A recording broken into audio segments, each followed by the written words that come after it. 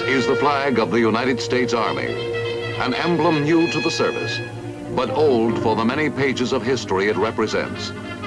From its standard fly the streamers recalling many of the nation's gravest hours, times of suffering and triumph, of sacrifice and valor. Woven in the texture of this flag is the battle history of the Army.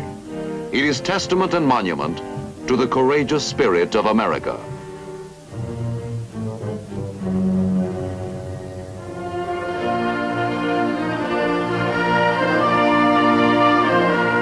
Stone cannot encompass spirit, nor can memory truly be frozen in the shrines that men erect.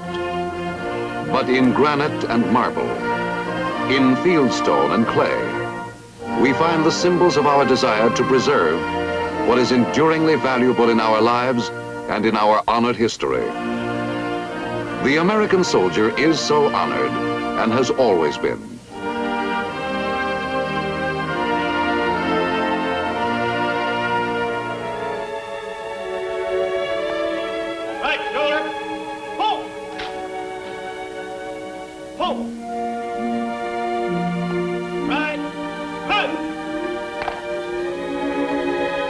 In this tomb of the unknown, on a green slope in Arlington Cemetery, the bodies of three heroes lie buried.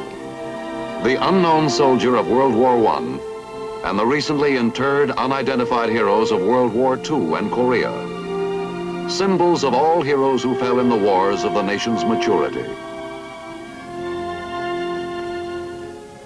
In village squares and public grounds, their memory and the memory of all their brothers in arms before them are enshrined in a chain of tribute that reaches back across the developing story of the nation itself. Its recognition of its manifest destiny to be strong enough to support freedom beyond its own shores. The wild opening of its western territories. The tragic strife of the Civil War, which tested its ability to stand as a union. The painful years of its early growth, back to the beginning, to the men who began building that history, the nation's history, and with it the history of the Army, which has fought to preserve the nation's integrity and indeed its very life.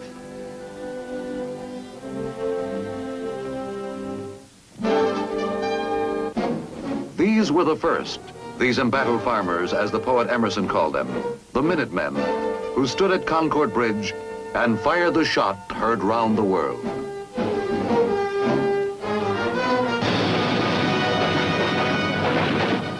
Here, in a fury of rebellion, the American Army was born, brought to life by angry militiamen who turned back a British raid on the supply stores in Massachusetts colony and drove the red-coated troops of the King in a rout back to Boston.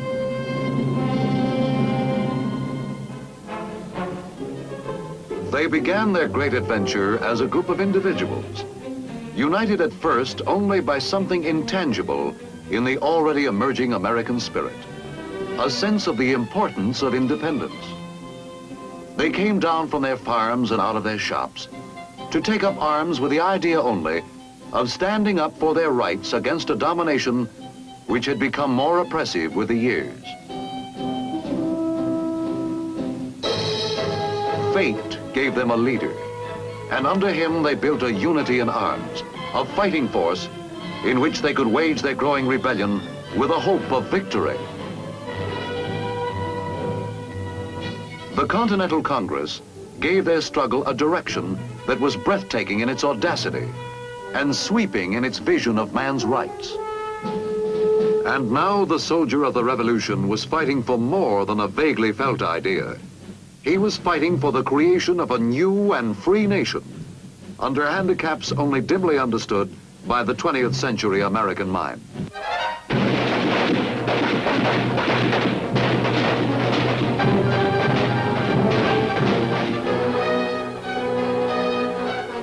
But to the glory of his own wondrous age and the survival of freedom for all the ages that would do him honor, he endured. Through black defeats and incredible hardships, he endured and went on to shape the victories of Trenton and Saratoga, and finally the splendid triumph of Yorktown, where the dream of liberty at last took life.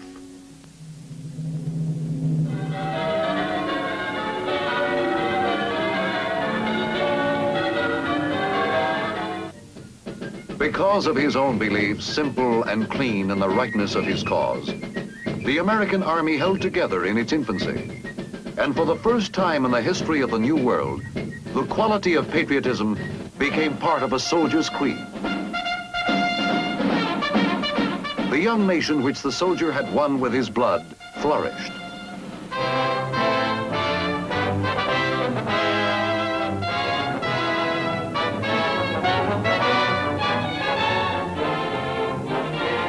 A bedrock of political morality gave it a base on which its hard-bought freedom for its people could grow.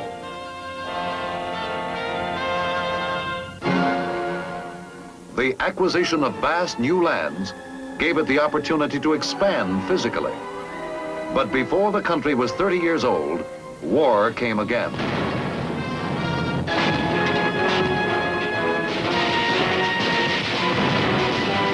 The conflict with the British this time was over British interference with the rights of American seamen.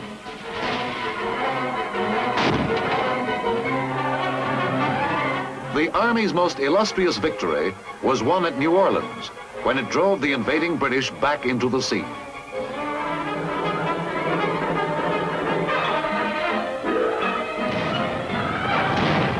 Although this War of 1812 was primarily a naval one, the country learned its need for a professional standing army.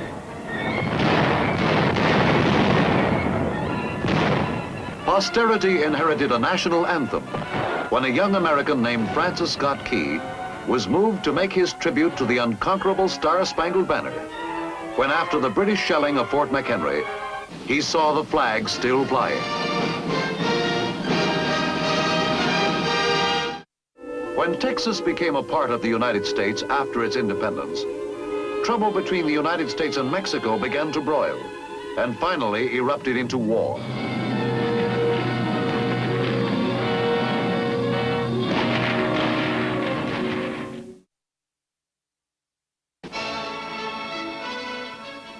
The Lone Star State of Texas prepared the preface to the next chapter in America's history.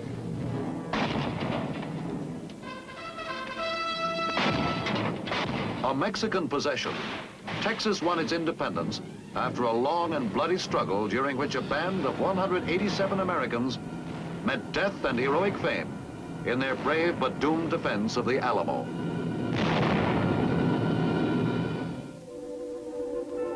When Texas became a part of the United States after its independence, trouble between the United States and Mexico began to broil, and finally erupted into war.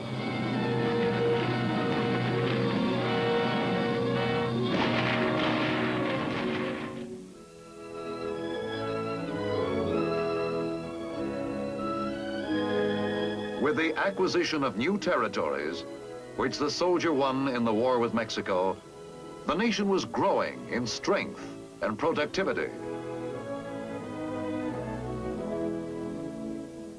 But with development had come also internal tensions in the young citadel of self-government. Tensions which finally exploded and brought down in ruins the dream of peaceful union.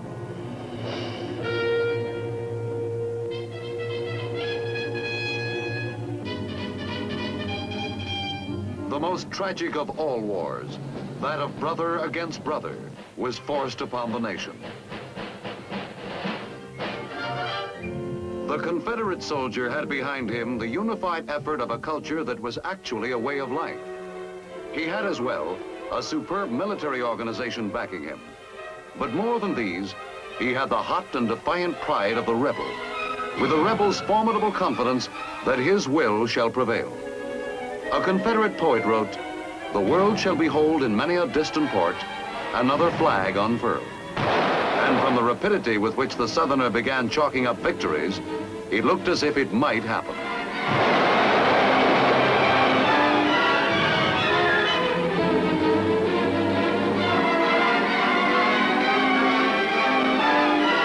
He fought with a magnificence that did him high credit. And in the end, It was not so much his spirit as the resources of his army that failed him.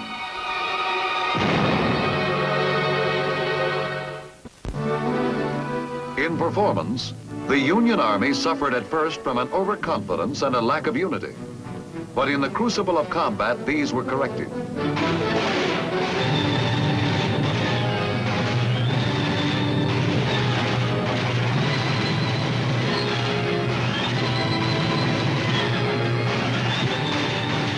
By mid-war, the Union soldier emerged as one of the most effective fighters in the history of warfare.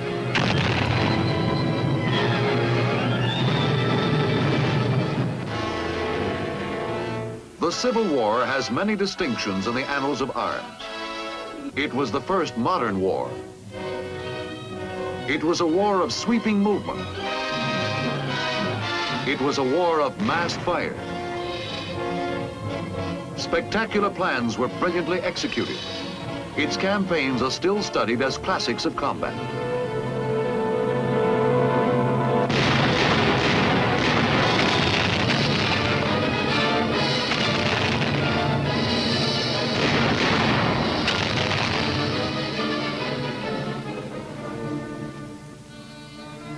But more than these, no war that America ever fought cut so deeply into the nation's heart.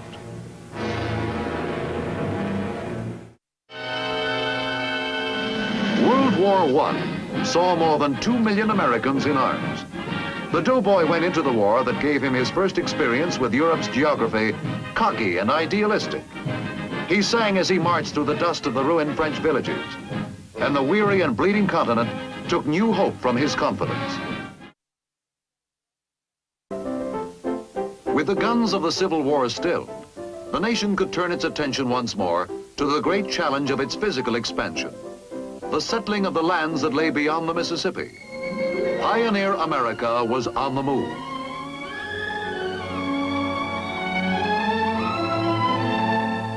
But the challenge brought its own enemy. The Indian, who had resisted the white man's settlement of the new continent from the beginning, had grown bold and powerful in the years the country was absorbed in its struggle for the Union. Now he was able to show in fierce strength his opposition to this extension into the buffalo hunting grounds.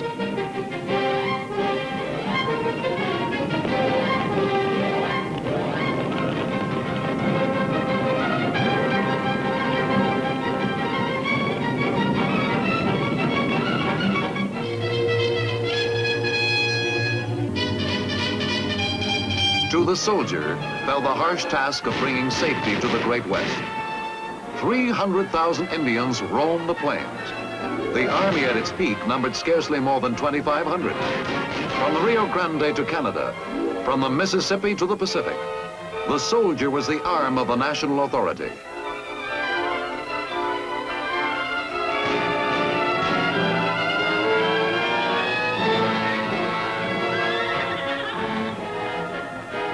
Against nation after nation of Indian tribes, he fought to make it secure, a brother to danger, enduring the grim life of the frontier, dying his lonely death on a stretch of parched prairie beyond the sight, and even at times beyond the interest of the civilization he served. He did more than his duty, one general officer wrote in tribute to this soldier of the West.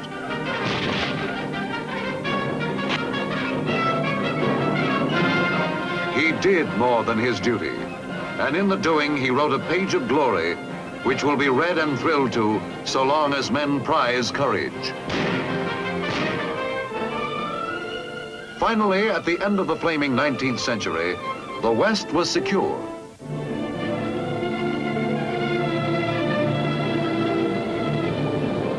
From sea to sea, the American nation now stretched, strong and free and vital.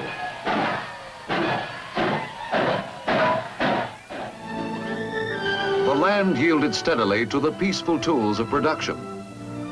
But fires were burning beyond the national borders, which would sear into history's new page the next mission for the U.S. soldier.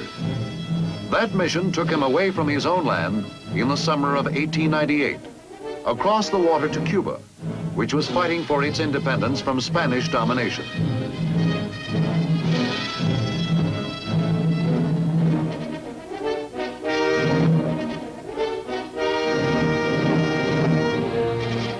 The Spanish-American War was a short one. The soldier handled himself well.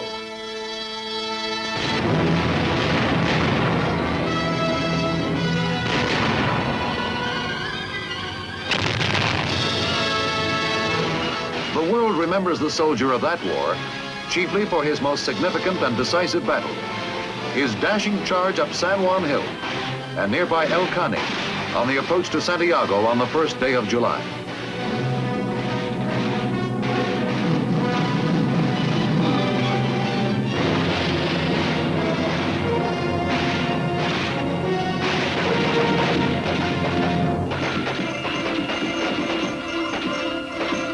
Victory in this war brought the Philippines, Puerto Rico, and Guam, as well as Cuba, into U.S. possession. And the United States would forever after be involved in the affairs of the world at large.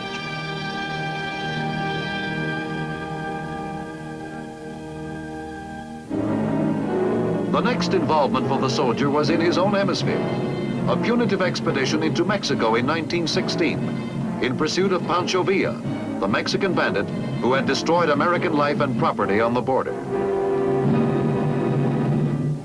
In the perspective of history, it was a minor campaign, but it was important to American self-interest and self-respect, and it prepared the Army for the most challenging test it had ever had. World War I saw more than 2 million Americans in arms. The doughboy went into the war that gave him his first experience with Europe's geography, cocky and idealistic. He sang as he marched through the dust of the ruined French villages, and the weary and bleeding continent took new hope from his confidence.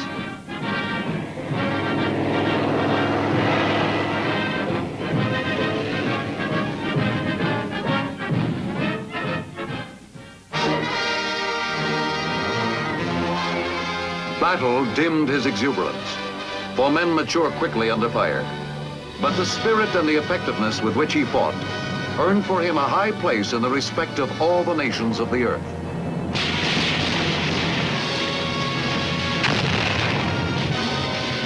A British poet wrote in his tribute, "You traveled across a watching world to show how heroes die."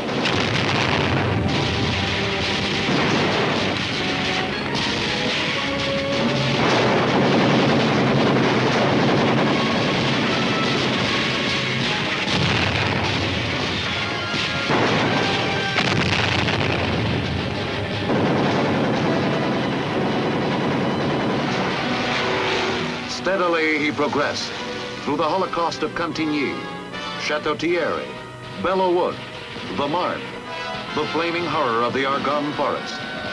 He turned the tide of battle.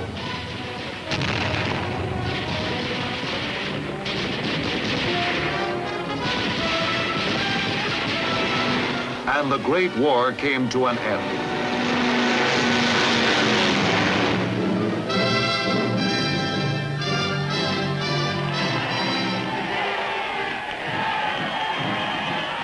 Now the world was truly ready for peace. Certainly the veteran of that war hoped he had brought about a world that would be free of war forever after.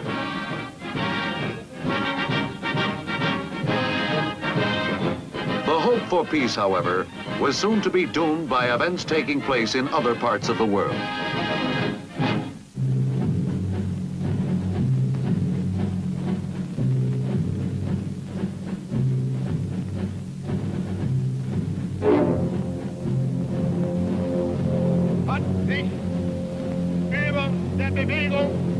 Schwarzer Schatten erhoben. Die SA hat so wenig als irgendeine andere Institution der Partei, die es wagen, sich an ihr zu versündigen.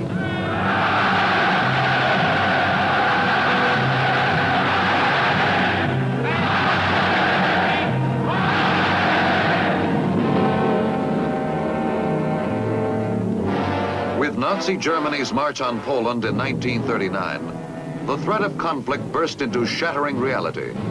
War of a dimension the world had never seen was introduced.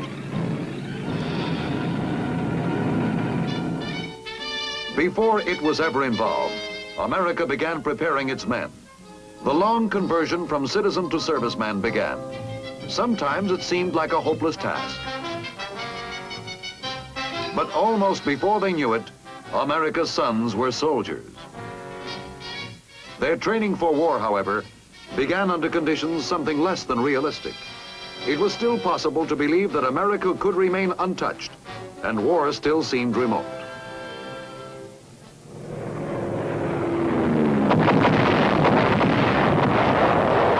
Then came Pearl Harbor, and now America was committed, with its every resource, to seeing the grim war to its bitter end. And its job would be the soldier's job. Some of the sad and heart-twisting qualities of war never change.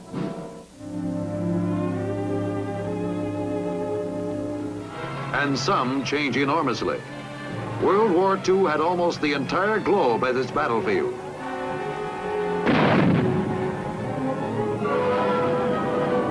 It brought new dimensions to the experience of combat. The soldier fought everywhere, and he went into battle every way he could get there. Through the air, over the seas, he hit 100 beaches, large and small, in the vast world of the Pacific.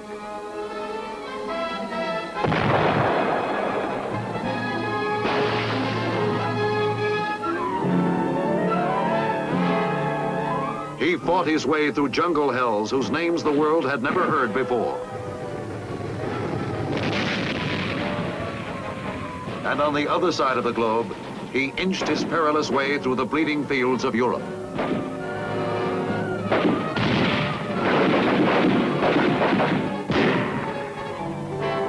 He fought in villages where his fathers had fought before him, in towns grown old in peace, in cities which for centuries had stored the flower of man's Western culture.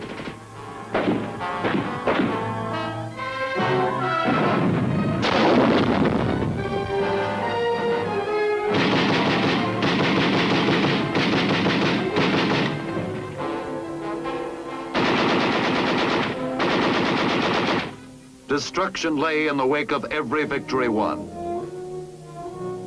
The blood of heroes colored every mile of ground. Biting weariness and aching loneliness lay behind every statistic of success. But through city after city, the victorious soldier pushed on, and the jubilation of the people was his reward.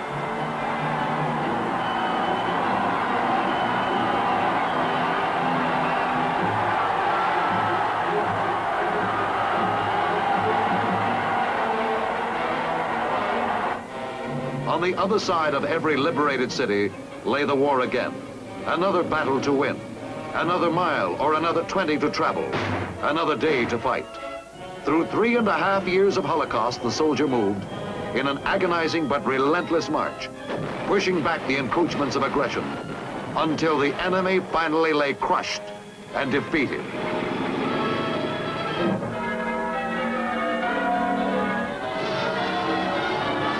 How jubilant was the taste of victory. How sweet the rewards of peace.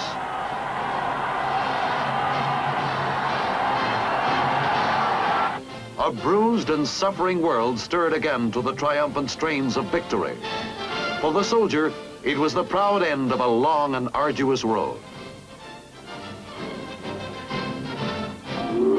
From all the remote places where he had traveled, from all the scattered battlefields, he returned home again to find a soldier's welcome.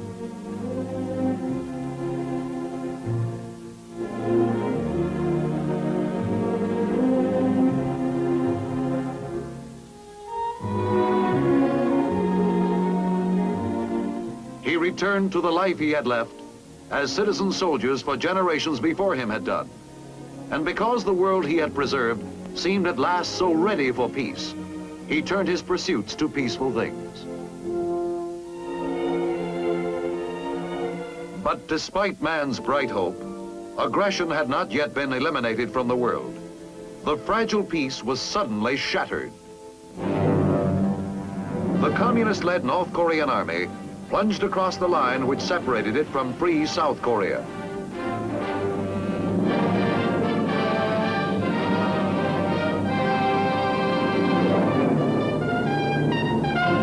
And now, once again, the soldier was on foreign soil, making his soldier's way through the kind of troubles which had always beset his brothers.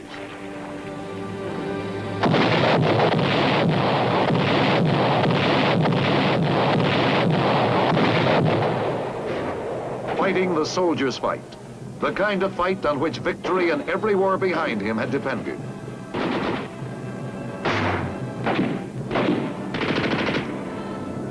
Korea added new names to the honor roll of heroes. It added new listings to the roster of once unfamiliar places, which would forever after be part of the nation's history. Daejeon, Seoul, Old Baldy, Fort Chop Hill, and it added another page of valor to the soldier's record. And like all wars, the cost was high. For bravery is not cheap, nor are any of the qualities which give a man what it takes to stand and fight.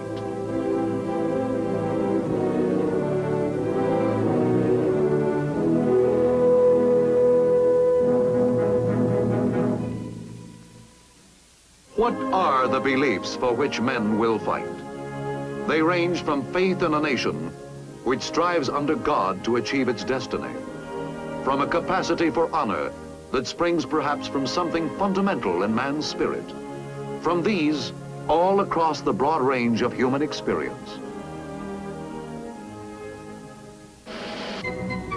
Through 8 generations and a dozen wars, the individual American within reach of the enemy's cannon has searched for his personal identity with the massive forces of history which have made him and his rifle the agents of the national interest.